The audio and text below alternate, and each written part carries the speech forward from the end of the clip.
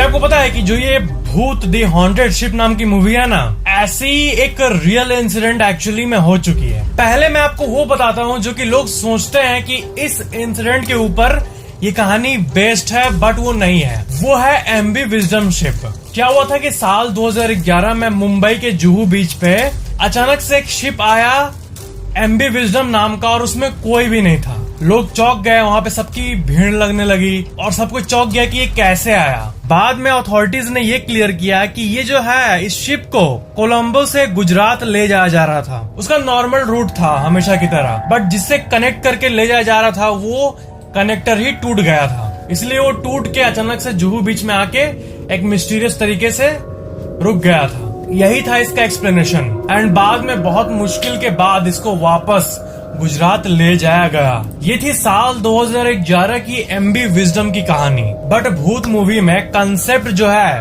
वो MV wisdom का ही use किया गया है कि एक ऐसा शिप आता है, इसमें कोई नहीं है। 2011 के इंसिडेंट है और डायरेक्टर भी इसी से इंस्पायर हुआ था। बट जो मेन कहानी है वो 1750 की है। उस टाइम एक 1750 में एस्टन बीच, रोड आइलैंड, अमेरिका में एक शिप आया अचानक से, और उस शिप का कोई सोर्स ही नहीं था। सी बर्ड नाम का शिप था वो, और जब वो आके रुका तो उसमें कोई नहीं था। और जब कुछ ट्रेंड पीपल उसमें गए देखने के लिए कि क्या है, उसमें थोड़ा भी कहीं पे होता है नहीं कि तूफान आता है सब भाग जाते हैं, तहस नहस का कराता है, वैसा कुछ नहीं था। शिप के अंदर कोई अफरा तफरी, वायलेंस का साइन नहीं था, और कोई भी रॉबरी या फिर कोई भी उल्टी फुल्टी चीज का साइन नहीं था। मतलब सब कुछ नॉर्मल दिख रहा था शिप पे। और वो डे लाइट में ही पता नहीं उसके सारे लोग कहाँ गायब हो गए। वक्त के साथ साथ इसे रियल का हॉन्टेड शिप माना गया।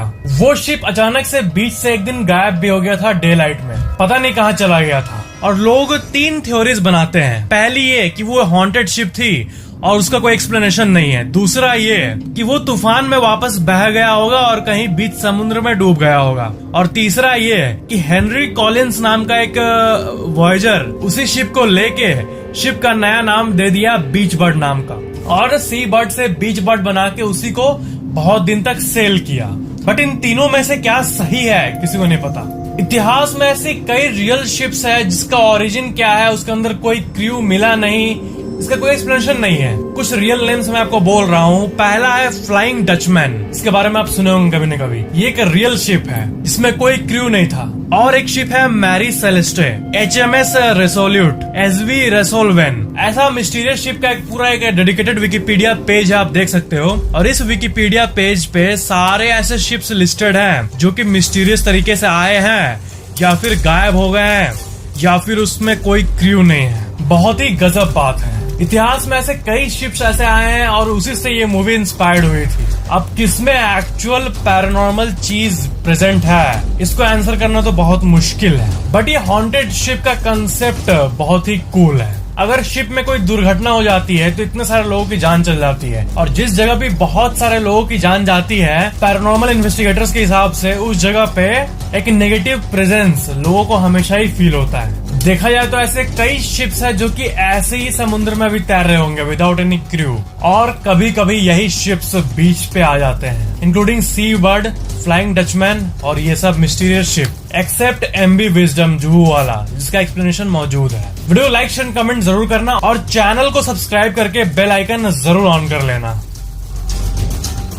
Number 5, Joliet. इस डॉल को अभी एक वुमेन ओन करती है जिसका नाम है एना जी। जोलियट नामक डॉल को सिर्फ हॉन्टेड ही नहीं बल्कि कर्स्ड माना जाता है, यानी श्रापित। वो एना जो कि इस डॉल को ओन करती है, उसके परदादी ने बचपन में इसे ये डॉल एज अ गिफ्ट दिया था। ये माना जाता है कि इस डॉल में सिर्फ एक नहीं बल्कि 4 बच्चों की आत्माएं हैं। कहानी ये कहती है कि जो एना की दादी थी उस समय जॉइंट फैमिली में 4 फीमेल थी और उन चारों का एक बेटा था, और उसमें से एक बेटा अनफॉर्चुनेटली जन्म लेने के सिर्फ 3 दिन बाद ही मर गया, और वो भी अननोन कारण के चलते। उस फैमिली का ये मानना है कि उसी लड़के की आत्मा इस डॉल ने एब्जॉर्ब कर लिया अपने अंदर।